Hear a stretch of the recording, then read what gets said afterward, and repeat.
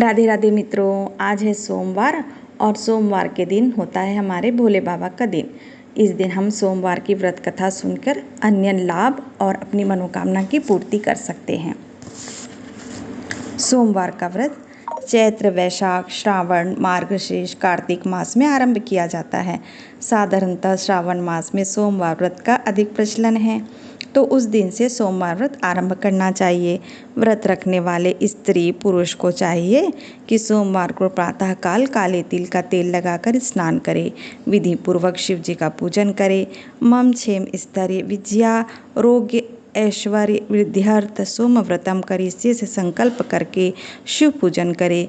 ओम नमो 10 भुजाय त्रिनेत्राय पंचवदनाय शूलिने श्वेत वृषभरूढ़ाय सवो भरण भूषिताय उमादे इर्तिस्थाय नमस्तते सर्वभूतय से ध्यान करे, अथवा नमः शिवाय से शिव जी का, ओम नमः शिवाय से उमा पार्वती जी का षडोपचार पूजन करे। इन्हीं मंत्रों का शाक्त अनुसार जप और हवन करें। फिर किसी पुष्पोद्यान में जाकर या घर पर ही एक समय भोजन करें। इस प्रकार से सोमवार के व्रत को 16 सोमवार तक करें, फिर उद्यापन करें। इस व्रत के प्रभाव से मानवों को सभी प्रकार के सुखों की प्राप्ति होती है। ग्रहण आदि में जप, ध्यान, हवन, उपासना, दान आदि सत्कार्य करने से जो फल मिलता है वही सोमवार के व्रत से मिलता है। चैत्र मास में सोमवार व्रत फल चैत्र मास में गंगा जल से सोमनाथ के स्नान कराने के समान, वैशाख में अपुषादि से पूजन कर कन्यादान के समान, ज्येष्ठ मास में पुष्कर स्नान करके गौदान के समान, भाद्रपद में वृहद यज्ञों के समान, श्रावण में अश्वमेध यज्ञ के समान, भाद्रपद में सवत्स गौदान के समान, आश्विन में सूर्य ग्रहण के समय, कुरुक्षेत्र में रसधेनु गुड़ धेनु के दान के समान, कार्तिक में चारों वेद ज्ञाता 4 ब्राह्मणों को 4 घोड़े जुते हुए रथदान के समान, मार्गशीर्ष में चंद्र ग्रहण के समय काशी आदि तीर्थ में जा गंगा स्नान जप दान के समान, पौष में अग्निष्टोप यज्ञ के समान, माघ में गाय का दूध व गन्ने के रस से स्नान कर ब्रह्मा इत्यादि निवृत्त के समान, फाल्गुन में सूर्य इत्यादि ग्रहण के समय गौदान समान फल प्राप्त होता है। श्रावण में केदारनाथ का ब्रह्मा कमल से पूजन, दर्शन, अर्चन तथा केदार क्षेत्र में निवास का विशेष महत्व है। इससे भगवान शंकर की प्रसन्नता और शिव सायुज्य प्राप्त हुआ करती है। मित्रों, ये तो हमने जाना कि सोमवार व्रत कब कब प्रारंभ करने से हमें क्या क्या फल मिलते हैं। आइए अब हम सोमवार की व्रत कथा सुनते हैं।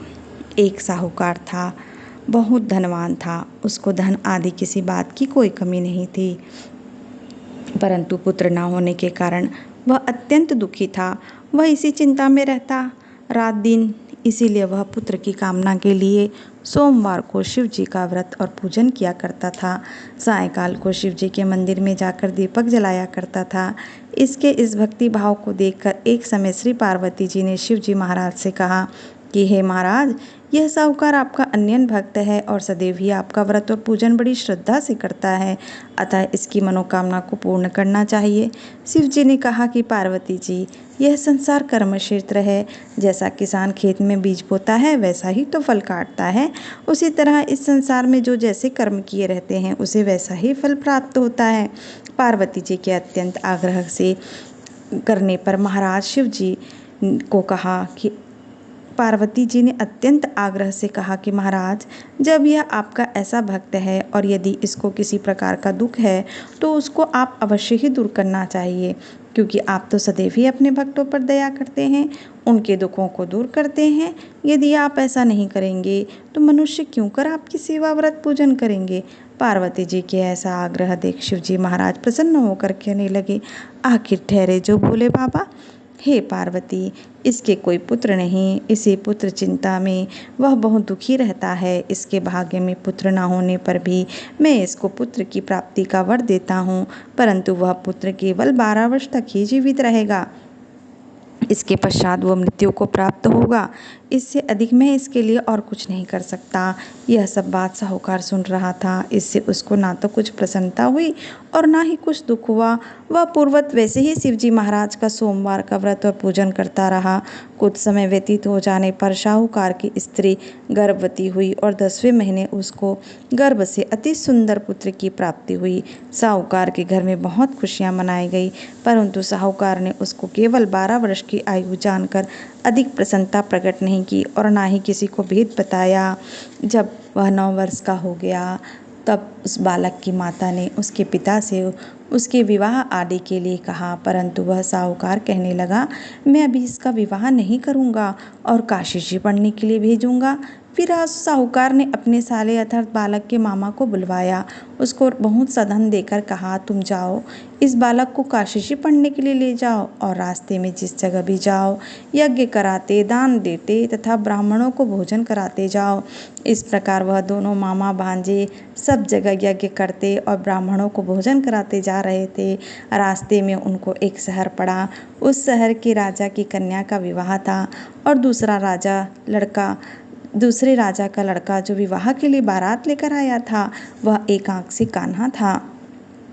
लड़के के पिता को इस बात की बड़ी चिंता थी कि कहीं वर को देख कन्या के माता पिता विवाह में किसी प्रकार की अड़चन पैदा न कर दे।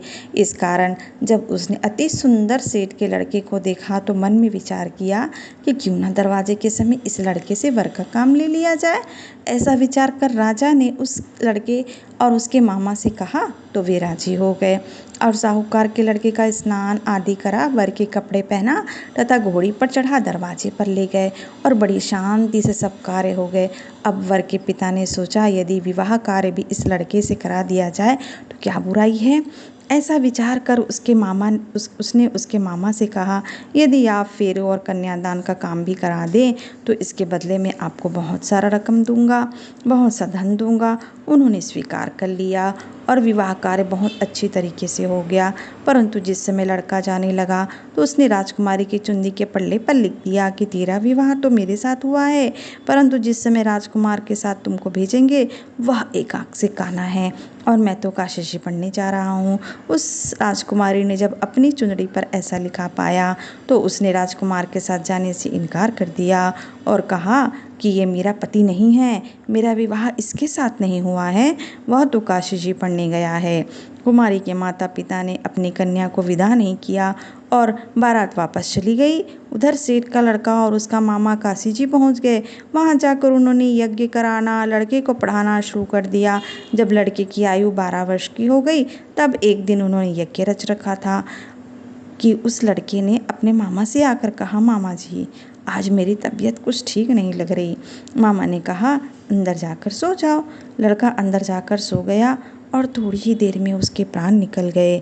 जब उसके मामा ने आकर देखा तो वह मुर्दा पड़ा है तो उसे बड़ा ही दुख हुआ, पर उसने सोचा मैं अभी से रोना पिटना मचा दूंगा तो यज्ञ का कार्य अधूरा रह जाएगा।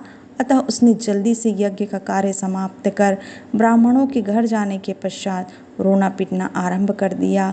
संयोगवश उस समय शिव जी महाराज और पार्वती जी उधर से जा रहे थे।